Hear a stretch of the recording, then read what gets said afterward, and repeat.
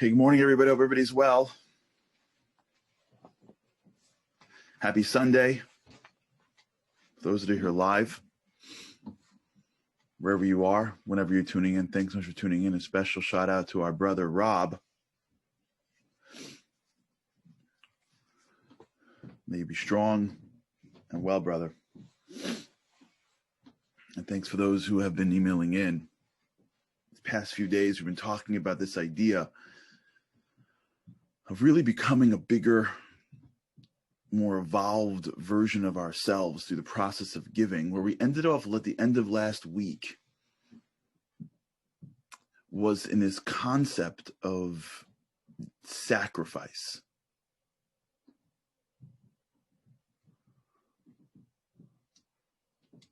Sacrifice. Sacrifice is one of the few things that if we don't get it right, it may ruin us. If we don't sort of get sacrifice down, it can make us bitter and broken. How does sacrifice work? So we spoke last week about this idea that when we give, and when I mean give, it doesn't mean that we're handing somebody something, right? Giving could also mean that we're giving of ourselves to a cause. We're giving of ourselves to some higher version of ourselves. The process of doing so begins usually with the extension of something which makes us feel good. We always feel good in the beginning of doing something, you know? When you write out the card, you feel amazing. When you hand the gift to somebody, you feel amazing. When you say the right things to someone, you feel amazing. Even when you are giving anything, it always feels good in the beginning. What happens after the beginning is you get to a period of time where you go from, in spiritual language, from the right to the left. The right is giving, the left is discipline, the left is strength. What happens after the first piece is you have sacrifice. And sacrifice is when it doesn't feel as good. Sacrifice is when the first day, if you will, you go to the gym and you feel amazing. And the second day or the second week, you feel terrible. You hate it. You pretend you like it, but you hate it because you hate feeling like you can't breathe on the treadmill, and it's exhausting. It's tiring. Giving is when you, right, Rivka, good. Stick week, very good. Wow, Rivka, you just made my morning. Just for those who are tuning in, Rivka just jumped in with Stick Week. Stick Week was what we used, I don't know, months ago. Sacrifice is, you know, if you're raising a kid and, you know, you're done with like the first few years of like, they just listen and smile at you and they just, you know, they eat when you put the thing that you just put the spoon close enough to their mouth and they open up and they nestle in and they look cute in clothes. Now all of a sudden they're like, you know, they're 9 and they don't listen and they don't go to bed. And you're fighting with them, or they're 15. However long it takes to go from the right to the left, understand that the process is going to the left. You're going to end up in the left. In that world of sacrifice means you're going to give something to somebody that they're not going to appreciate and it's going to hurt. They're not going to pick up the phone when you call. They're not going to give you the accolades that you think you deserve. This happens a lot with spiritual growth. A lot with spiritual growth. You begin to connect to something deeper and you're rolling. And then like you just keep at it and you don't get like the feedback from God. He throws a curveball and then another curveball and then a slider down and in. And you feel like he's just striking you out. You know how many times I get calls like this? You know how many times I get a call from someone like this? This is like I would say the number one spiritual question that I get. If God really cared about me, then why is he, and just fill in the blank? Doesn't make sense. I'm giving. He's not reciprocating. So what happens is that we have to make a choice in the relationships that we have, in the career that we have. You ever feel this way, like you're digging and digging and digging, you don't see the end? You're working and working and working and don't see a change. So you hit a space in which you're not getting anything in return. And when you don't get anything in return, it highlights the challenges that you have to go through to do the first thing you're doing. Right? Think about your life. If you look at what you do and the response is either nothing or negative, it makes the thing that you do, which is extending yourself, harder. If you give somebody a gift and they say, "Thank you so much, you changed my life," you're like, "Wow, it's worth it." But if you give someone a gift and they don't even say thank you, it makes the giving harder.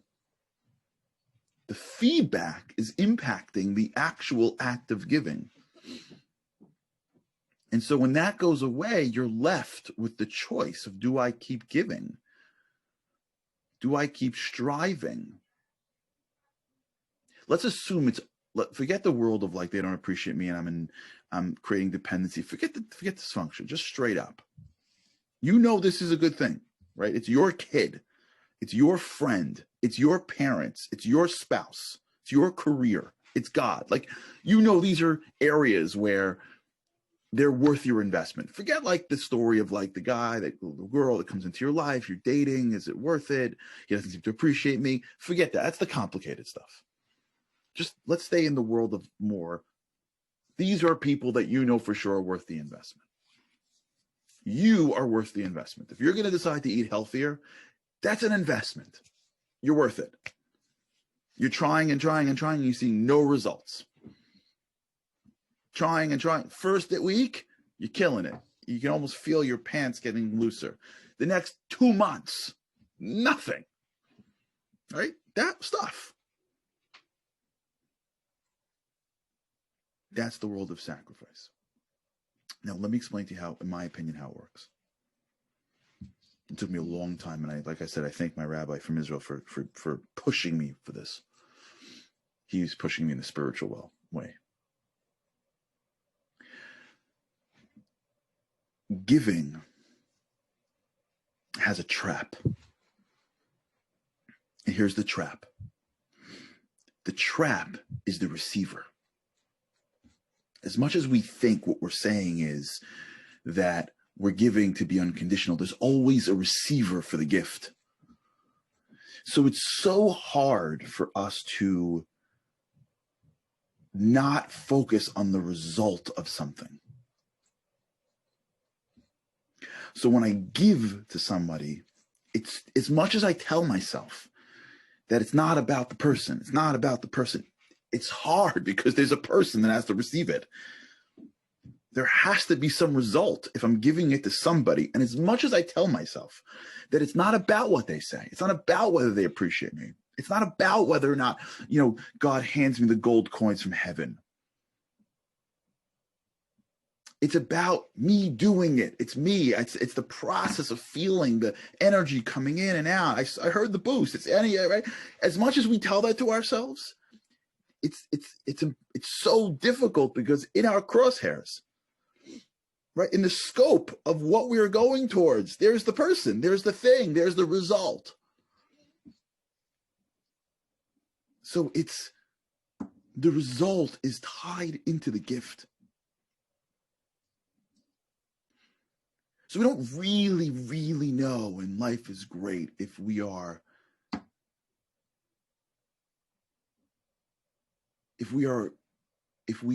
giving unconditionally,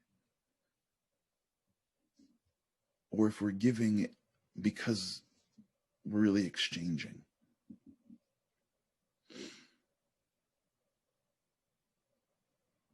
When you get into the world of sacrifice, we make the mistake of thinking that it's about the result.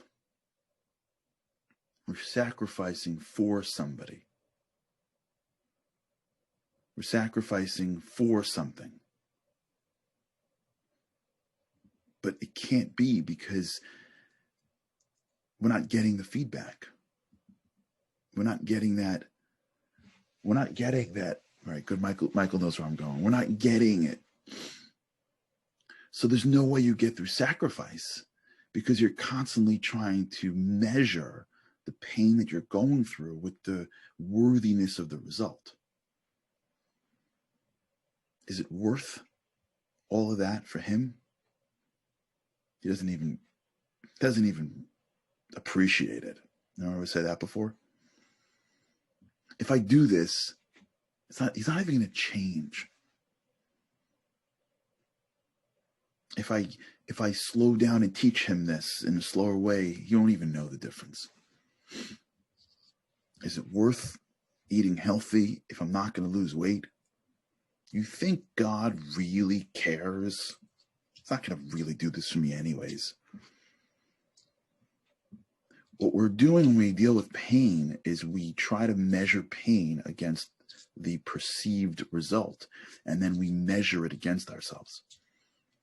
Is the pain worth it? Sacrifice.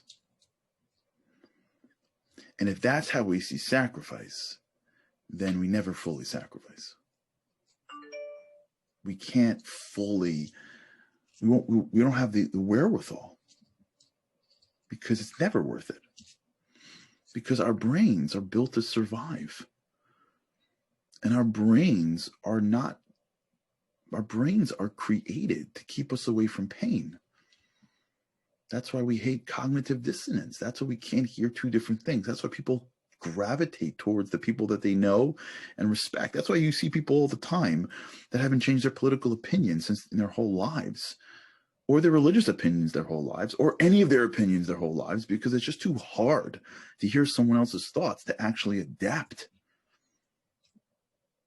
We don't like pain because pain is hard to survive in. Survival requires comfort, because if you get to the world of pain, that may be existential. So if I just keep you away from pain, I'm not going near pain.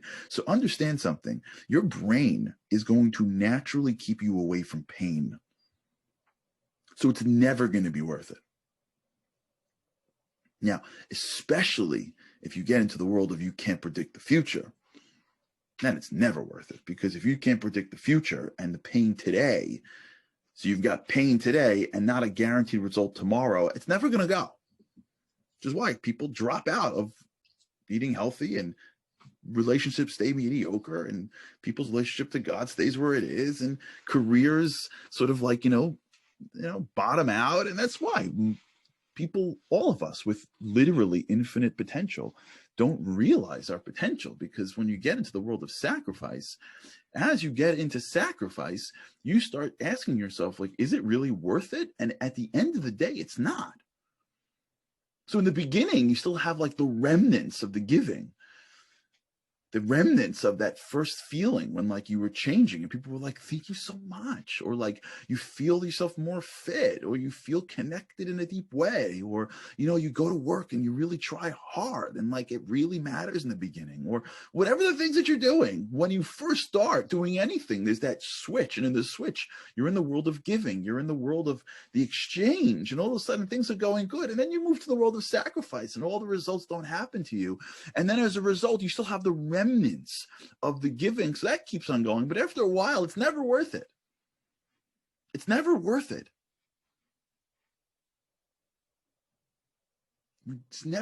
Sacrifice is never worth the result. It's not how we're built.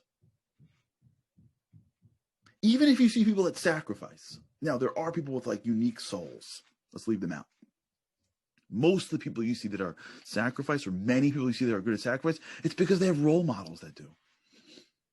And their role models sort of condition in them the idea. But from a regular person to start sacrificing something without seeing results for any period of time, no way, your brain won't work that. Your brain ain't gonna let you. Forget it. If you want to see this in like real life, go start running. Go see what happens to your brain as soon as you go past the time, the amount that you can run. For some people, it's like around the block. For others, it's mile 8 or 12. Just watch your brain go. You got to stop. You got to stop. You may die. You may create long-term damage. It's not worth it. What's the point? Just take a car, just run the treadmill. You'll do this later. Tomorrow's a good day. It's too cold. It's too hot. This doesn't work. The songs are the same. Just listen. Just listen to your body go. Listen to your brain. Listen to the loop that your brain gives you as soon as you hit pain.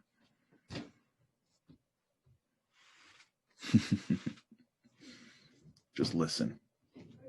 Watch what happens when you give somebody something and they don't say thank you more than once or twice. Holy cow. They don't appreciate me. I'm actually hurting them. I can't believe this. Of course, we won't say anything unless, I think, what did we say? What were the countries that we determined were like countries that say what they feel? It was Israel. What was it? South America, I think, right? I don't think Europe does it. I don't know if Russia does it. For those who come from Russia, let me know if you guys are more direct. Hot countries, right? The hot countries say with it. And if you're from one of the Western civilizations, no, you don't say anything. You just give them passive aggressive hints that you're upset. So they go, "What happened?" "Nothing." Anyone have this? You're upset? No, you're upset. You're upset at me? You want to talk about it? No, I just want to be passive aggressive for the next week. Is that okay? I just want it to be tense. I don't want to actually tell you how I feel. I'd rather just come in a bad mood and make the whole office tense, and then everyone will just suffer with tension, and then maybe then you'll grovel long enough to anyone have office like this, by the way? Am I the only one? Not anymore, thank God, that grew up in an office like this. Someone's upset at the boss, so they have come in like just tense the entire time, so that like as opposed to like dealing with it, we just have to like suffer from tension. Just so that everyone's sort of like, what's the matter? What's the matter? What's the matter? What's the matter? Ain't worth it. Sacrifice ain't worth it. It ain't worth it.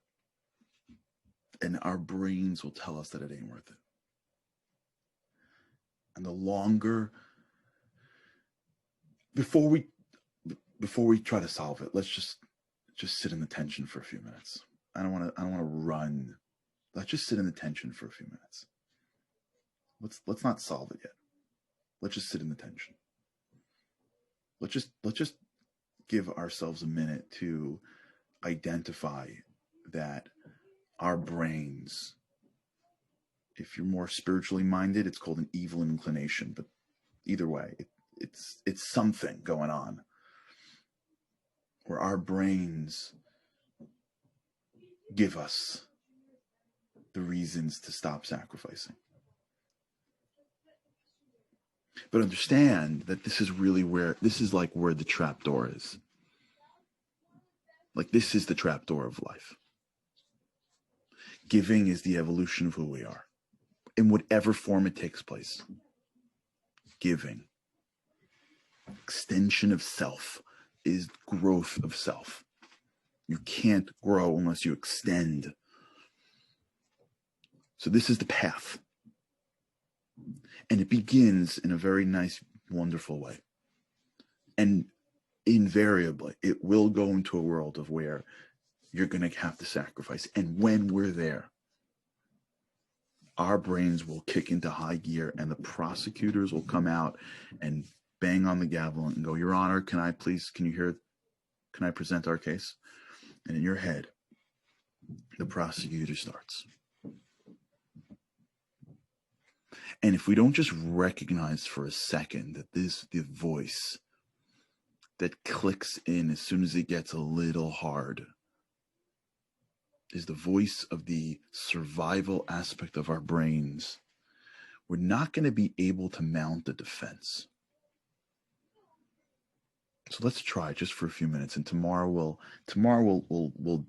start to chip at it. But just for today, let's just identify it. Just identify it. Just look for it. Listen to the voice telling you to stop sacrificing. And just look at it as something that's outside you. Remember, you're your soul. You're not your brain. Your brain is there for you to survive. Your soul is here for you to be great. If all we can do today is just hear the voice and say, that's not me, that would be like halfway up the mountaintop, I think. All right. Thanks for tuning in. Sorry for starting our Sundays a little tense. It's good. The tension's good, because until we hear it, we can't try to solve it. And tomorrow, with God's help, we'll start to chip away at it. All right, have an amazing day. Happy Sunday. With God's help, I can't wait to see you again tomorrow.